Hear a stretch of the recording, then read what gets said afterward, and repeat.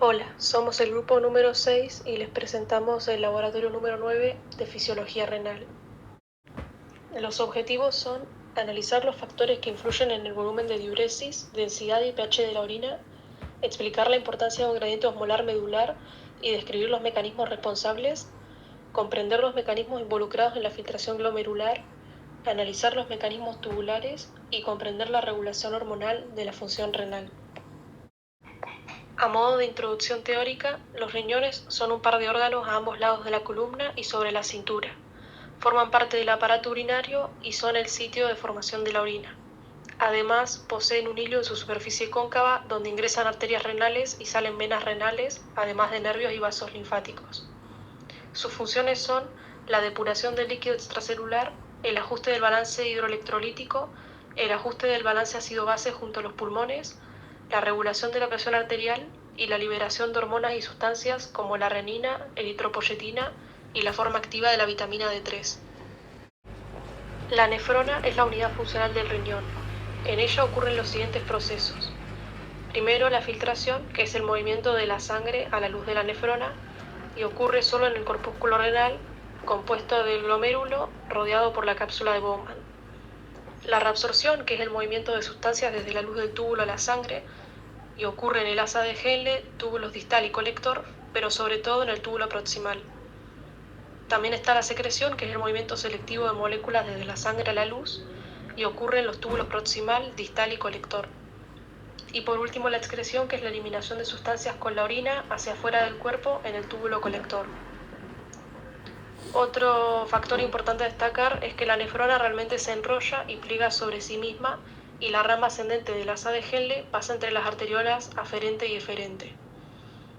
En ese sitio se encuentra el aparato juxtaglomerular, que actúa como sensor para la comunicación parácrina y luego la autorregulación renal de la presión arterial. La hormona antidiurética es sintetizada en el hipotálamo y secretada por la neurohipófisis. El aumento de la osmolaridad, la disminución de la presión sanguínea y la volemia son los estímulos para su secreción. Su función es incrementar la reabsorción renal del agua.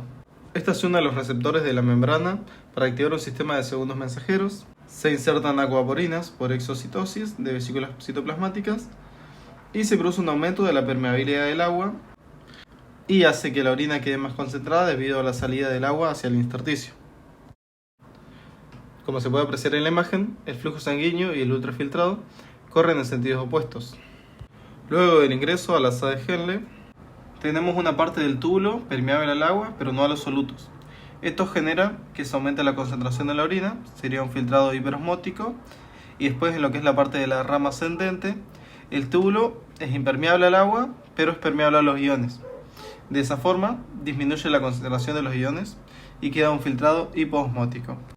Y en la parte intersticial se mantiene la osmolaridad debido a los vasos rectos que fluyen en sentido contrario y producen, por un lado en la parte descendente, que sería la que está del lado ascendente de la asa de Henle, estos vasos pierden agua y recogen solutos volviéndose hiperosmóticos, y en la parte descendente de la asa de Henle, que sería la parte ascendente de los vasos rectos, se atrae el agua que había salido de los otros túbulos y quedaba en el intersticio, y de esta forma se reduce la osmolaridad. Desarrollo de la parte práctica. Primero, para registrar los datos basales de las 3 personas que van a participar de la experiencia, van a tomar una muestra de orina en un colector para medir y registrar los datos basales y de esta forma tenerlos para poder compararlos con lo que sería la continuación de la experiencia. Después de esto, la primera persona tiene que ingerir agua con cloruro de sodio. La segunda persona tiene que ingerir agua con bicarbonato de sodio. Y la tercera persona tiene que realizar ejercicio durante unos 5 minutos. Una vez que se toma la primera medición, se pone un cronómetro y se toman intervalos de 30 minutos para seguir con las siguientes muestras. O sea, a los primeros 30 minutos se toma otra muestra, se registra el pH y la densidad y medimos el volumen. Después, 30 minutos más, serían los 60 minutos, se toma la segunda muestra y se evalúan los mismos parámetros. Y 30 minutos después, o sea, a los 90 minutos, se toma la tercera muestra y se registran otra vez los datos. Resultados. En esta diapositiva podemos observar el cuadro del registro que realizamos con las distintas pruebas. Lo que podemos observar es que la densidad disminuyó solamente cuando el alumno tomó el bicarbonato, pero los demás se mantuvieron igual. Resultados y discusión.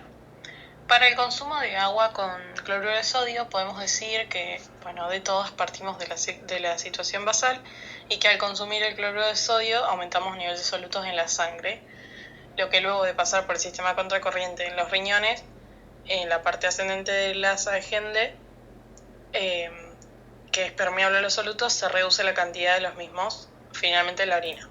Esta reducción se ve afectada por el alto grado de solutos en el intersticio, lo que hace que no salgan tantos solutos. Por este motivo, la orina se encuentra más concentrada que en condiciones normales, a la vez que se aumenta la producción intentando estabilizar los niveles de sales en el organismo. Para el consumo de agua con bicarbonato, si bien el sistema produce solución buffer en base al bicarbonato y al dióxido de carbono para amortiguar el aumento de protones, el pH de la orina suele ser ligeramente ácido. Al consumir bicarbonato, produciendo un exceso en el sistema, se produce un aumento de la alcalinidad en la orina por el aumento de la concentración de los carbonatos que se eliminan por medio de la misma. Para la práctica del ejercicio, al realizarlo se produce la activación del sistema nervioso simpático y además se aumenta la liberación de la hormona antidiurética, produciendo una disminución en el volumen de la orina y aumentando la concentración de la misma durante la realización del ejercicio hasta incluso 1 hora después del mismo. Teniendo en cuenta lo que sabemos teóricamente de lo que debería haber pasado, realmente no pudimos apreciarlo bien de forma experimental. Creemos que puede deberse a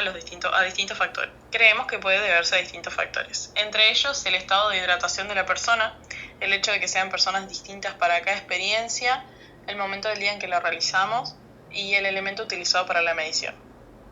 Por ejemplo, en el caso de la densidad, las tiras reactivas que utilizamos tenían un máximo de 1030 para indicar el valor, con lo cual, partiendo de una orina cuyo valor ya está en esa cifra, no podemos registrar un aumento en la densidad. En el caso del pH, la no variación del mismo pudo deberse a la ingesta de otros alimentos antes de la práctica. Conclusión.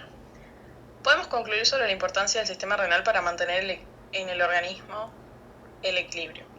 Los riñones se encargan de la excreción de sustancias de desecho a través de la orina y sin esta función que nos permita poder eliminar aquellas cosas que no necesitamos, nuestro sistema se contaminaría debido a la acumulación de las mismas. El sistema cuenta con otras funciones muy importantes como la regulación del medio interno del organismo, la homeostasis, controlando el volumen de los líquidos pudiendo variar la cantidad de agua eliminada, afectando directamente a la osmolaridad del plasma sanguíneo y el balance de electrolitos, además de también, junto con el aparato respiratorio, ser los encargados de mantener estables los niveles de pH en el cuerpo para su correcto funcionamiento.